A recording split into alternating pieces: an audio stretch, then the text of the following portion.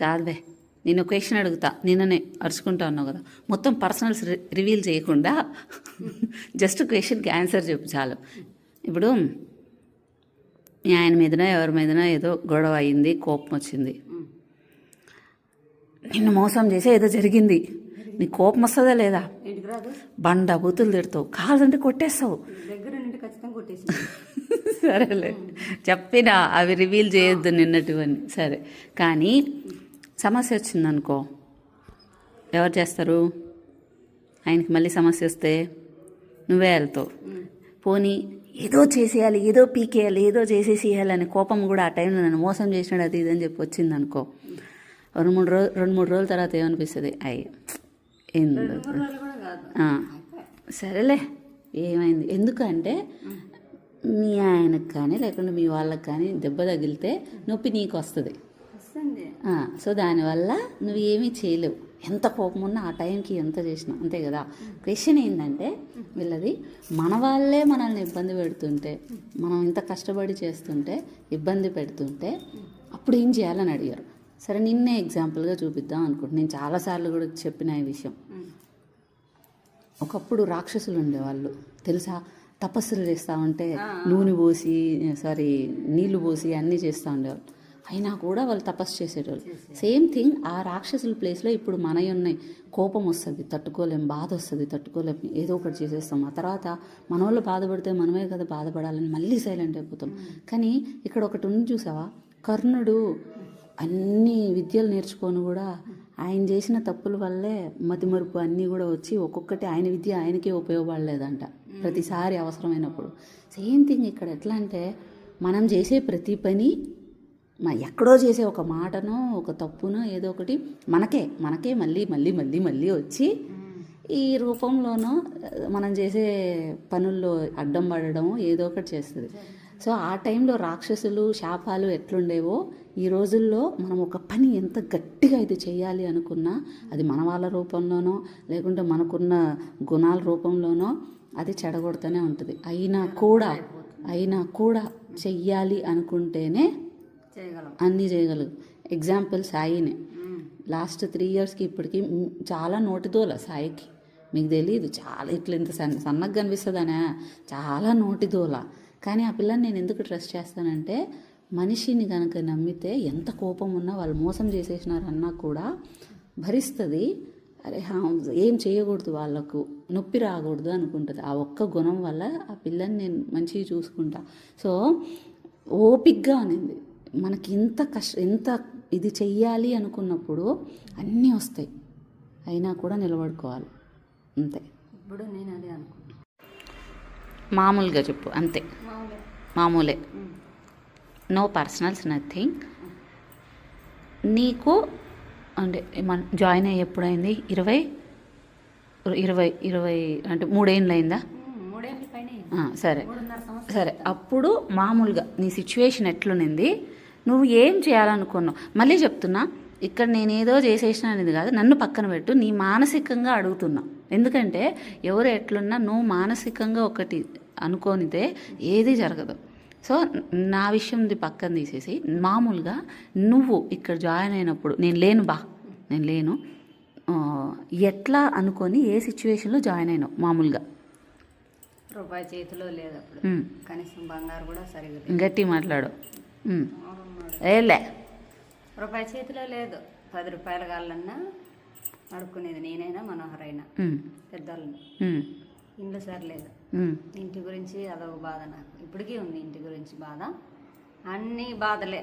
1 రూపాయి సరిగ్గా లేకపోయి అందరినీ అడుక్కోవాలా. పిల్లోళ్ళకైనా సరే ఏమన్నా ఒక జత బట్టలు తీసుకురావాలన్నా వాళ్ళు అడిగి వాళ్ళు చెప్తేనే తీసుకురావాలి పెద్దలు. అప్పుడు ఉన్నింది. మరి నీకు భయమే లేదా? ఎట్లా రా లైఫ్? ఇంకా కష్టపడి పెడదామని నేను కష్టపడినా. నేను అన్ని పనులు చేసిన, ఒక పొలం పనులు రావు, మిగిలిన అన్నీ చేసినావు. మరే నేను చదువుకున్నాను కదా, మళ్ళీ ఇట్లాంటి పనులన్నీ ఎట్లా చేయాలని అనుకోవాలా? నువ్వు ఏదైతే అదైతే చేసేయాలనుకున్నావు. వాళ్ళకి తక్కువ చేయకూడదు పిల్లలు. సరే, ఇప్పుడు జాయిన్ అయిన తర్వాత 3 ఏళ్ళు పైన అవుతుంది కదా. సరే, నువ్వు ఈ గొడవలు కానీ ఇవన్నీ కానీ వదలమంటే ఫస్ట్లో వదిలవే అవన్నీ ఫస్ట్ వదిలేస్తేనే నువ్వు బాగుంటావు అని అంటే నువ్వు వదల్లా, మొండి రికార్డ్ చేయలే సారీ. ఇప్పుడు సడన్గా ఎట్లా అంటే అందరికీ సాయక్క అదృష్టం సిరి ఉంది అది ఇది అని చెప్పేసి మాట వస్తుంది. కానీ సాయక్క 3.5 సంవత్సరం క్రితం కష్టాలు పడింది.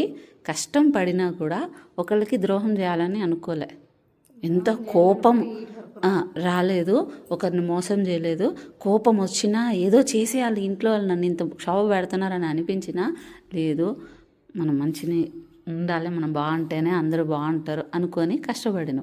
సో ఫస్ట్ ఆఫ్ ఆల్ నీ మనసులో ఎవరిని ఏమి చేయాలని కాదు, కానీ నేను కష్టపడతా అనేది నీకు ఫస్ట్ స్టెప్ అయింది. ఎంత కష్టమైనా పడతా, నా వల్ల కాదులే, నేను చేయలేనులే ఎట్లా అనేది కాకుండా ఎంత కష్టమైనా నేను పడతా అనేది ఫస్ట్ స్టెప్ అయింది నీకు. రెండో స్టెప్ వచ్చేసి అప్పుడు ఏమైంది, నీకు యూనివర్స్ నేచర్ అనేది ఒకటి ఉంటుంది, ప్రకృతి అనేది సహకరించింది ఫస్ట్ స్టెప్లో. ఈ అమ్మాయి ఎన్ని ప్రాబ్లమ్స్ ఇచ్చినా ఫస్ట్ ప్రాబ్లమ్సే వస్తాయి, అది టెస్ట్ మనకి, తట్టుకుంది, అన్నీ చేస్తుంది. సో ఈ అమ్మాయికి ఎంతో కొంత హెల్ప్ చేయాలన్నట్లు యూనివర్స్ అనేది ప్రొటెక్ట్ చేస్తుంది. ఆ టైంలోనే నువ్వు వచ్చినావు. సో అప్పుడు ఏం చేసావు, ఏదో ఒకటి నేను ఉంటానులే, పని చేయలేనులే, నాది కాలే అని కాకుండా నేను ఒక skin care hair care start చేసిన, ఏది చేసినా పొద్దున్న వస్తే నాతో పాటు కష్టపడినావు నువ్వు కూడా. ఆరైతున్నా ఏమైతున్నా ఆర్డర్స్ డిస్పాచ్ స్టార్టింగ్లో అసలు ఏం అర్థం కాని సిచ్యువేషన్లో అసలు కంటే కూడా ఎక్కువ ఆర్డర్స్ వచ్చేసి ఏం చేయాలో అర్థం కాక నేను తనకలాడుతుంటే ఆ టైంలో కూడా పక్కనే ఉండే నువ్వు కష్టపడినావు. ఇప్పుడు చూస్తున్నారు అందరూ ఏమని, అవి వస్తున్నాయి ఇవి వస్తున్నాయి ఇన్ని చేస్తున్నారని. అప్పట్లో నాకేమైనా జీతం ఇస్తావా, ఎక్స్ట్రా జీతం ఇస్తావా, లేకపోతే ఏమన్నా జరుగుతుంది అని నువ్వు నన్ను అడగల, ఒక్కసారి కూడా అడగల.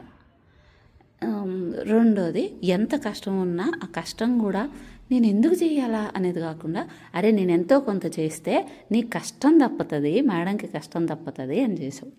ఇక్కడ ఇంకొకటి అయింది. సో కష్టానికి భయపడలే, అండ్ ఎందుకు ఇది చేయాలి, నాకేంది కర్మ అని అనుకోలే. మేడం బాధపడకూడదు అంటే నేను చేస్తే బాధపడదు కదా, వెనక నుంచి ఎంతో కొంత సపోర్ట్ ఇస్తే అనుకున్నాం. అండ్ ఇంకోటి వీడియోస్ చేయాలనుకునేటప్పుడు కూడా మన టైం అందరూ చూస్తున్నట్లు కామెడీగానే జరుగుతుంటుంది, కానీ యాక్చువల్లీ అవన్నీ నిజంగా జరిగేవే, మనం మాట్లాడుకుంటేనే అవి జరిగినవే. కానీ ఒక వీడియో రూపంలో తేవడానికి చాలా కష్టం అయ్యేది మనకి. ఒక పక్క నా gym timing, hospital timing adjust కాక, మధ్యలో ఫోన్స్ అవి ఇవి వస్తుండే పేషెంట్స్ అయ్యి, మళ్ళీ మధ్యలోనే మీకు పని కాక ఒక పక్క ఇంటికి పోవాలని అంత టైంలో కూడా టకటక అని చేసుకుంటూ ఆ టైంలో కూడా మళ్ళీ అలుపు అనేది లేకుండా ఒక్కసారి అలసిపోయే వాళ్ళం. అయినా కూడా లేదు, వీడియో చేయాలంటే చేయాలా అంతే అని మొండిగా అనుకుని వీడియో చేసేటోళ్ళం. ఒక్కరోజు కూడా వీడియో అనేది మ్యాక్సిమం ఆపల, అన్నీ ఏదో ఒక వీడియో అన్నా ఇచ్చినాం. అంత కష్టం ఇప్పుడు ఎవరికి కనబడట్లా. సుఖంగా ఇప్పుడు ఉన్నారు అంటే ఆ సుఖం వెనక దేవుడు ఏం చేస్తాడంటే, ఫస్ట్ నువ్వు కష్టంగా నాకు స్వామి కష్టం తీర్చగానే సరే నీ కష్టం తీర్చేసిన కూర్చో అని అనడు, టెస్ట్ పెడతాడు. ఎందుకంటే ఆ కష్టం వచ్చిన తర్వాత కష్టం వచ్చిన తర్వాత ఎలా ఉన్నారో, ఒక సుఖం ఇచ్చేసిన తర్వాత ఎట్లా ఉంటారో అనే దానికి ముందు ఒక టెస్ట్. ఆ టెస్ట్ పెట్టిన తర్వాత కూడా ఎట్లా నువ్వు దాన్ని నిలుపుకోగలుగుతావా లేదా అనే దానికి, నిలుపుకోవడానికి నీకు కొన్ని గుణాలు ఉండాలి. ఇప్పుడు నీకు పొగరు వచ్చేసినా, గర్వం వచ్చేసినా, ఇంకేదన్నా వచ్చిన దాన్ని నువ్వు నిలబెట్టుకోలేవు, నిలబడదు కూడా కూడదు. పోనీ ఇప్పుడు డబ్బులు వచ్చేసింది కదా అని నేను అది చేసేది, నాకు దగ్గర ఉంది ఇది ఉంది. ఇప్పుడు నీ దగ్గర లేనిదంటే ఏం లేదు, మంచిగా అన్నీ ఉన్నాయి, నేనేమన్నా చేస్తా అట్లా చేస్తా అటు రాకూడదు. సో ఇవన్నీ రాకుండా ఉండాలంటే నీకు సడన్గా రాకూడదు, నీ గుణం మంచిదై ఉండాలి, కష్టపడే తత్వం ఉండాలి. అన్ని టెస్టులు చేసినాడు దేవుడు. డబ్బులు వెంటనే నీకు క్లిక్ చేసి లక్షలు ఇచ్చేయడు, పని ఇస్తాడు. ఆ పనిని రోజు నువ్వు చేస్తున్నావా లేదా మనస్ఫూర్తిగా, నా వల్ల కాదు నేను చేయలేను అట్లని కాకుండా అందరికీ కనిపిస్తున్నట్లు మనం ఏదో యాక్టివ్గా ఉన్నట్లు కనిపిస్తున్నా. నేను ఎన్నిసార్లు పెయిన్కి తట్టుకోలేక డిప్రెషన్ టైంలో ట్యాబ్లెట్స్ వేసుకున్నాను నీకు తెలుసు. నీకైనా కూడా మైగ్రెయిన్ అని చెప్పి హెడేక్ అని చెప్పి వీక్ ఫీల్ అవుతుండే, ఇంట్లో గొడవలకి తట్టుకోలేక ఒక్కోసారి ఇబ్బంది పడుతుండే, ఆ నొప్పి ఆ పెయిన్కి ఎక్కువైపోయేది నాకు తెలుసు. సో వెనక ఎంత ఉన్నా అందరికి కనిపిస్తున్నట్లు వీళ్ళకేముందిలే అందరూ మనుషులు అది ఇది అని ఎంత ఉన్నా మన కష్టం మనం పడినాం అంత కనబడదు. సో పడినాము. సో దేవుడు పెట్టిన టెస్ట్లో పాస్ అవుతూనే ఇప్పుడు కూడా ఇంత వచ్చిన తర్వాత కూడా మన భాగం అంటూ మనకు ఒక భాగం, దేవుడు భాగం అంటూ దేవుడికి ఒక భాగం వేసుకుంటూ మన పాటికి మనం వెళ్ళిపోతున్నాం. సో దేవుడు పని ఇస్తాడు, ఆ పని నువ్వు చేయాలి. పని చేసే కొద్దీ ఇంకా మంచి పని. ఇప్పుడు చూడు, ఒకటైంది నీకు ఇంటిది, ఇంకోటి బిజినెస్ అని, ఇంకోటి పక్కన సేవింగ్స్ అని చెప్పి ఒకటి తెలియకుండానే అయిపోయింది. ఎట్లా? నువ్వు ఏం ఆశించకుండా పని చేసుకుంటూ వెళ్ళినావు కాబట్టి. సో పనిని ఇష్టంగా చేస్తే అన్నీ వస్తాయి. అండ్ రెండోది అట్ ది సేమ్ టైం ఆరోగ్యం కూడా. దేవుడు నీకు ఒక బుర్ర ఇచ్చాడు, అంగవైకల్యం లేకుండా శరీరం ఇచ్చాడు, మానసిక స్థైర్యం ఇచ్చాడు. నీకు ఇవే ఆస్తి. నువ్వు పో, నీకు జర్నీకి వదిలేసిన పో నాన్న, ఇంట్లో నుంచి బయటికి పంపించేటప్పుడు ఏం పంపించాడు? ఆస్తి ఇచ్చి పంపించినాడు. ఏది? ఆలోచించే బుద్ధి, సహాయంగా పడే మనుషులు, ఆరోగ్యకరమైన శరీరం ఇచ్చి పంపించేసినాడు. పో, నువ్వేం సాధించుకొస్తావు, సాధించుకురా అని చెప్పి. నా దగ్గర ఇంకా ఏమీ లేదు, నేను అయిపోయింది ఇంకా అని అనుకుంటా ఉండే కొద్ది తెచ్చి వీడికి ఎన్ని ఇచ్చినా కూడా కృతజ్ఞత లేదు. వాడికి ఉన్న దాన్ని వాడు అర్థం చేసుకోలేకపోతున్నాడు. ఇంక దేనికి వీడికి ఇచ్చి కూడా ఉపయోగం లేదని దేవుడు కూడా ఒక స్టెప్ వేయడు. ఎప్పుడైతే అరే నాకు ఇంత ఉంది ఆస్తి, కొన్ని కోట్ల విలువైన శరీరం నాది, మానసికంగా నేను బాగున్నాను. ఇప్పుడు చూడు, నువ్వు పొద్దున వస్తావు, పిల్లలకి అన్ని పని చేసి పెడతావు, ఇంటికి వస్తావు, ఈడ వర్క్ చేస్తావు, మనం హ్యాపీగా ఉంటాం, కావాలనుకుంటే బయటికి పోతాం, మళ్ళీ నువ్వు ఇంటికి వెళ్తావు, పని చేసుకుంటావు, నిద్రపోతావు. ఇది ఒక నార్మల్గా ఉండే ఒక రోజు. కానీ ఒక నార్మల్గా ఇలా గడిచిపోవాలి అనుకునేదానికి చాలామంది తపస్సు చేస్తుంటారు, ఇలా ప్రశాంతంగా ఉండాలి అని చెప్పి. మనకి అద్భుతం కాకపోయినా మన పని మనం చేసుకుంటూ పోయినా నార్మల్ డే కూడా అద్భుతమే. శిశి ఒకరోజు ఏం చేసింది, ఆటో ఎక్కేసి మా నాన్న దగ్గర పలానా డాక్టర్ ఈ హాస్పిటల్, అక్కడ హాస్పిటల్లో నన్ను వదలండి, డబ్బులు కావాలంటే నేను ఇస్తానని బండి ఆటో ఎక్కి వెళ్ళిపోయింది. నిజానికి ఆ పిల్ల కనుక ఇదన్నా అయ్యి లేకుంటే ఆటో వాడేమైనా మంచోడు కాకపోయింటే పరిస్థితి ఏంది? ఆ అన్న మంచోడు కాబట్టి పోయి హాస్పిటల్లో వదిలినాడు, మనకి ఏం కాలే, మంచినే ఉన్నింది. ఇప్పుడు కనుక ఏదన్నా అయినుంటే అల్లకల్లోలం అయిపోయింటాం. సో ఒక నార్మల్గా గడిచే దినం అనేది అదృష్టం లెక్క. అమ్మా చాలు, నాకు ఒక నార్మల్గా ఇచ్చినావు, ప్రశాంతంగా ఉంది, సంతోషం దేవుడా అని అనుకున్నాం అనుకో, ఇంకొంచెం మంచిగా చూసుకోవడం ట్రై చేస్తాడు. ఏందో నా జీవితం లేస్తున్నాను, పోతున్నాను, వస్తున్నాను, ఏంది నాకు ఈ బతుకు, ఇంకేమన్నా నాకు ఒక అద్భుతం జరిగిపోవాలి ఇంకే అనే కొద్దీ ఏమవుతుందంటే వీడికి ఎంత చేసినా మనం కృతజ్ఞత లేదు. ఎప్పుడైతే ఒక మనిషికి గ్రాటిట్యూడ్ అంటారు, మనకు దొరికిన దాంట్లో చాలా సంతోషంగా ఉండి ఇంకా నువ్వు కష్టం ఇచ్చినా చేస్తాను స్వామి, ఎనీ టైం నువ్వేం పని ఇచ్చినా చేస్తాను అని అనుకుంటే 100 రెట్ల సహాయం వస్తుంది మనకి. అర్థమైందా? సో ఇప్పుడు అడిగిన క్వశ్చన్ ఏంది, వీళ్ళు మన వాళ్ళే ఇబ్బంది పెడుతుంటే మనం ఒకటి చేయాలనుకొని అప్పుడు ఏం చేయాలి అంటే ఏమీ చేయలేం, మన వాళ్ళని ఏమీ చేయలేం. ఎందుకంటే మన వాళ్ళు బాధపడితే బాధపడాల్సింది మనమే, ఆ బాధను మనం తీసుకోలేము. దానికంటే కూడా అంతే. కానీ ఏం చేయలేము ఇట్లా. ఎందుకంటే వాళ్ళు బాధపడిన మనమే బాధపడాలి. కాబట్టి మనం తపస్సు చేసేటప్పుడు ఎట్లయితే రాక్షసులు వాళ్ళు ఇబ్బంది పెట్టేటోళ్ళో, ఒకప్పుడు అది ఆ యుగం వేరు, ఈ యుగం వేరు.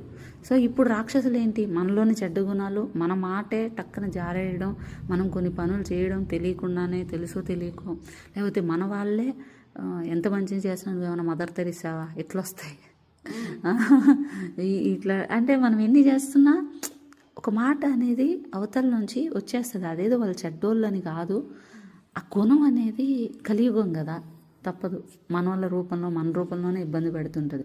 నువ్వు దాన్ని కూడా అంతే, అది నువ్వు దాన్ని కూడా తట్టుకొని వెళ్ళగలిగితేనే నువ్వు అనుకున్నది దొరుకుతుంది.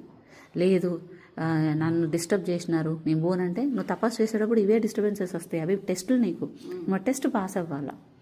ఇప్పుడు ఎన్నన్నా జరగని నువ్వు టెస్ట్ పాస్ అయితే పోతే కొద్దీ నీకు ఇంకా మంచిగా గ్రోత్ వెళ్తూనే ఉంటుంది. ఎంజాయ్ చేసుకుంటూనే పోవాలి. లైఫ్ ఇంతే, వచ్చినాం ఈ ప్రపంచంలోకి వచ్చినాం. ఇక్కడ ఒక్కొక్క ఆత్మ, నేనైతే ఒకటే నమ్ముతా సాయి, పూర్వజన్మ ఇవన్నీ తర్వాత విషయం. కానీ మన ఆత్మ ఒక బాడీని, ఒక్కొక్క బాడీని ఒక్కొక్కటి డిసైడ్ చేసుకునింది. అమ్మ నాన్నలు ఒకటి డిసైడ్ చేసుకున్నాం. సిచ్యువేషన్, సరౌండింగ్స్, మన పుణ్య పాపాలను బట్టి ఒక్కొక్కరు ఒక్కొక్కటి వచ్చింది. ఇప్పుడు మేమే నలుగురు ఉన్నాం, నలుగురం చెరో దిక్కు. అక్క చెల్లెళ్ళం తమ్ముడు అయినా, ఒక్కొక్క లైఫ్ ఒక్కొక్కటి. ఎవరెవరు పుట్టుక దాన్ని బట్టి ఎవరు డిసైడ్ ఏం చేయలేదు దీన్ని. ఒక్కొక్క దాన్ని బట్టి ఒక్కొక్కటి వచ్చినాం. అందరం ప్రేతాత్మలమే నాకు తెలిసినంత వరకు. ఆత్మలు ఒక్కొక్కటి ఎక్కడెక్కడో తిరుగుతూ ఉన్నాయి. నేనైతే అదే అనుకున్నాను తెలుసా, ఒక 5 ఏళ్ల క్రితం నుంచి నాకు సంబంధించిన ఆత్మలు ఎక్కడున్నాయి, అది ఏ శరీరంలో ఉన్నాయి, వాళ్ళతోటి నేను ఫ్రెండ్షిప్ చేసుకోవాలి. అంటే ఎందుకంటే వాళ్ళతోటే నాకు డీల్ బాగుంటుంది. నాకు దేవుడు ఇచ్చేసినాడు, ఇదే నా బంధం, లేకుంటే నేను ఇదే దాంతోనే పుట్టాను, వీళ్ళతోనే పుట్టాను, ఎంత సావు ఉన్నా కూడా నేను చేయలేను. నేను నమ్మేది ఒకటే, ఆత్మలు ఎక్కడో వచ్చినాం, ఆత్మలు ఎక్కడో వచ్చినాం, ఆత్మలన్నీ ఒక్కొక్క దగ్గర డివైడ్ అయినాయి. నా ఫ్రెండ్స్ని అంతా ఎత్తుక్కునే పనిలో పడినా. సో ఎప్పుడైతే ఇప్పుడు చూసా కొంతమందితో ఉండేటప్పుడు వీళ్ళు మన అక్కలా ఉన్నారే, మన అమ్మలా ఉన్నారే, లేకపోతే మన వాళ్ళలా ఉన్నారే, అరే ఆగు, మన అమ్మలా ఉన్నారే, ఇట్లా అంటాం. సో ఇది ఎందుకు వస్తుందో అది తెలీదు. అది మనం ఏం చేస్తాం అప్పుడు, వాళ్ళు చదువులు ఎట్లా చదివినారు, వాళ్ళ కులం ఏంది, వాళ్ళు అదేంది అనే దానికంటే సరే ఏదో ఉందంటే ఇదేదో ఆత్మ రిలేటెడ్, ఇది నాకు ఇక్కడ ఏదో సఫర్ అవుతుంది ఈ ప్రపంచం మీద. సో మనం కూడా బతుకుతున్నాం కాబట్టి ఆత్మ కూడా బతికేలాగా చేద్దామని, ఈ ప్రేతాత్మని బతికేలాగా చేద్దాం అనుకున్నాం. సో మనతో పుట్టిన వాళ్ళందరూ మనోళ్ళు కాదు, మనతో పుట్టిన వాళ్ళు ఎవరు మనోళ్ళు కాని వాళ్ళు కాదు. మన ఆత్మలు పర్టికులర్గా ఎక్కడో ఉన్నాయి, అవి ఎత్తుక్కొని కలుపుకొని హ్యాపీగా వెళ్ళిపోతే లైఫ్ బాగుంటుంది. లేదు నేను పుట్టిన ప్రేతాత్మలతోనే నేను ఉంటాను, నేను పెరిగిన ప్రేతాత్మలే నాకు కావాలి అని ఏడ్చినావు అనుకో, అది నీకు సంబంధించినవి కావు. అదేదో రక్తానికి వచ్చేసినాయి, లేకుంటే మన పుట్టుకతోనే ఏదో వచ్చేసినాయి, మనకి కావు అవి.